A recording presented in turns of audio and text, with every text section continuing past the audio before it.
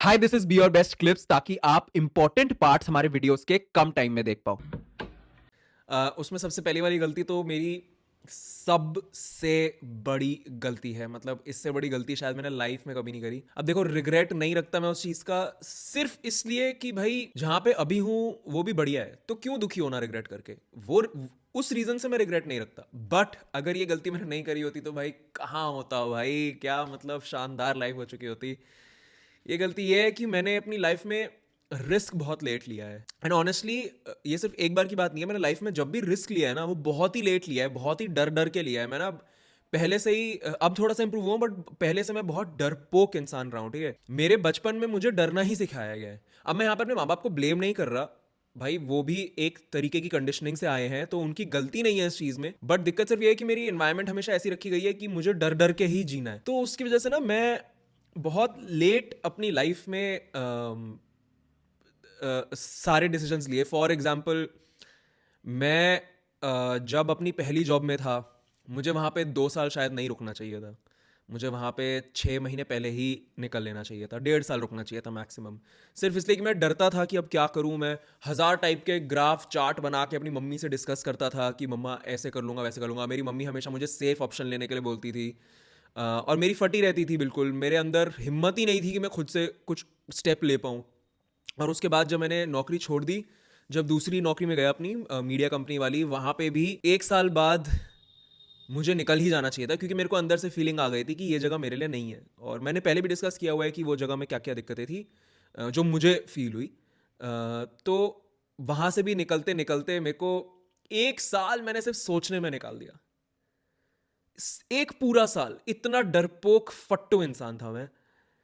और जब वहां से भी निकला, और वो भी ऐसे नहीं निकला कि मेरे दिमाग में कोई प्लान था, which is the right way to quit your job, कि तुम्हारे दिमाग में कोई प्लान होना चाहिए। ये तो बहुत ही बड़ी गलती करी थी मैंने कि मैं जब वहां से निकला, मैं बस ऐसे ही छोड़ दी नौकरी, क्योंकि मेरे से हो ही नहीं रहा था। अब वहां पे मेरे पास और कोई ऑप्शन भी नहीं था, क्योंकि मैं बहुत ज़्यादा दुखी हो गया था वहां पे, उस एनवायरनमेंट में, उस तरीके की लाइफ जी के मैं।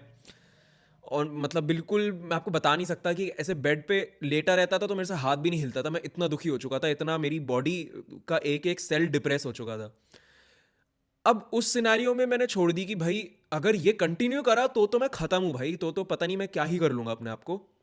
मैं वो वर्ड नहीं बोल सकता यहाँ पे, डिमोनेटाइज हो जाऊँगा। एक्चुअली मतलब स्ट्राइक ही आ जाएगी मतलब। एनीवे तो उस टाइम पे मैंने इसलिए छोड़ दी। उसके बाद धीरे धीरे मुझे रियलाइज़ हुआ कि मुझे क्या पसंद है। तब मुझे पता लगा भाई साहब, यूट्यूब वीडियो बनाने में जो मेरे दिल को सुकून मिलता है ना, मैं रेडी हूँ।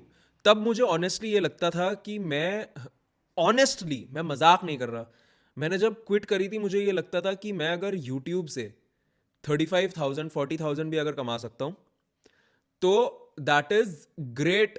मतलब मैं जिंदगी भर यही लाइफ जीना चाहता हूँ, क्योंकि ऑब्वियसली ब्रो, तुम अगर कुछ अपनी पसंद का कर रहे हो ना, तुम पैसों के बारे में उतना नहीं सोचते। लेकिन यहीं पे अगर मैंने अपनी नौकरी जब सोचा था तब छोड़ दी होती, 1 साल पहले, अगर मैंने 2021 जुलाई में अपना रेजिग्नेशन डालने की जगह 2020 जुलाई में अपना रेजिग्नेशन डाला होता, तो कोविड टाइम पे मैं कंटेंट शुरू करता।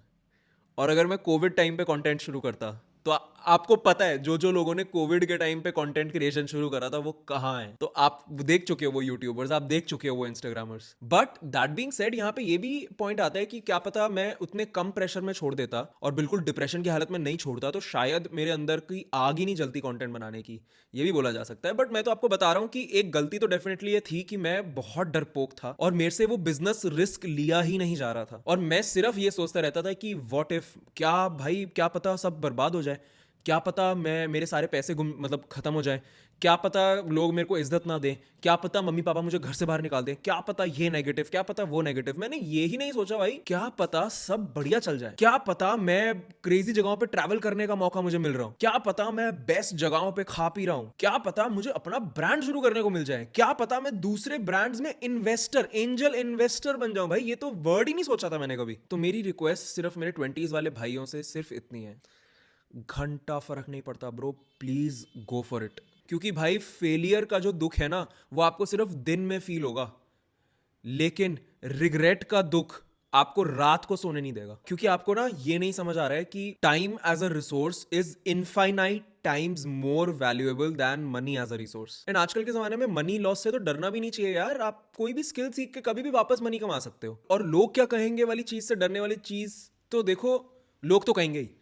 मैं तो उस चीज में मानता ही नहीं कि लोग नहीं कहेंगे कुछ और कर दो, तुम स्टेप ले लो, लोग कुछ नहीं कहेंगे। अरे लोग तो कहेंगे ही। तुम अच्छा भी करोगे तो भी कहेंगे, तुम बुरा भी करोगे तो भी कहेंगे। भाड़ में जाए लोग। तुम ये सोचो कि एक लड़का जिससे मैं हर चीज में 10 टाइम्स ऊपर हूं, वो आके मेरी रील पे ये कमेंट कर सकता है कि भाई तू ओवर एक्टिंग क्यों कर रहा है साले। तो मतलब लोग तो कभी भी कुछ भी कहेंगे ना। और सोशल मीडिया की वजह से तो लोग के पास एक्सेस भी हो गया कभी भी कुछ भी बोल देने का। अब मुझे कोई फर्क थोड़ी ना पड़ रहा है उसके कमेंट से। मैं तो उसका कमेंट देखते ही मेरे दिमाग में पहला थॉट ये आया कि हाँ, इसके बारे में यूट्यूब वीडियो में बात करूंगा। उसके कमेंट से मैं पैसे कमा रहा हूं। और भाई चलो ये छोड़ो, मैं अभी भी अर्बन नीड्स के ऊपर भी सेम ही गलती कर दी।